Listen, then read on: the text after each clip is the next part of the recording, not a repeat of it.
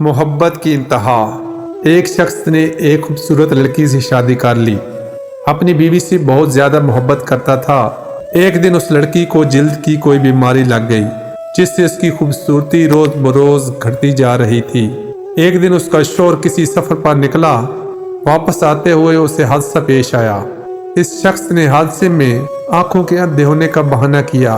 خیر، ان کی ازدواجی زندگی یوں ہی چلتی رہی اور اس کی بیوی کی خوبصورتی مزید گھٹتی رہی، مگر اندھے کا بہانہ کرنے والے آدمی کو اس بات کا علم تھا، لہذا ان کی زندگی پر اس کا کوئی اثر بھی نہ پڑا۔ دونوں ایک دوسرے کو پہلے کی طرح چاہتے رہے اور ایک دوسرے کا خیال رکھتے رہے۔ خدا کا کرنا ایسا ہوا کہ ایک دن اس لڑکی کا انتقال ہو گیا۔ اس کے شوہر نہایت غمگین تھا۔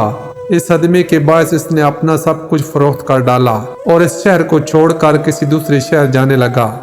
جاتے ہوئے رستے میں ایک شخص نے پیچھے سے آواز دی اور کہنے لگا، اکیلے کیسے جاؤ گے؟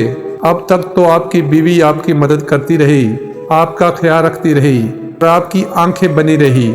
اندھے آدمی نے جواباً کہا، میں اندھا نہیں تھا، مگر اسے ایسے دکھا رہا تھا جیسے میں اندھا ہوں، کیونکہ اگر اسے یہ پتہ ہوتا کہ میں اس کی بدصورتی دیکھ سکتا ہوں تو یہ احساس اس کی بیماری سے زیادہ تکلیف دیتا، اس لیے میں نے اندھے ہونے کا ڈرامہ کیا۔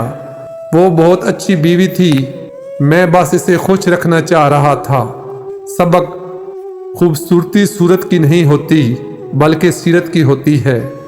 ہر چمکنے والی چیز سونا نہیں ہوتی، اس لیے جو بھی ہے اس پر اللہ تعالیٰ کا شکر ادا کریں۔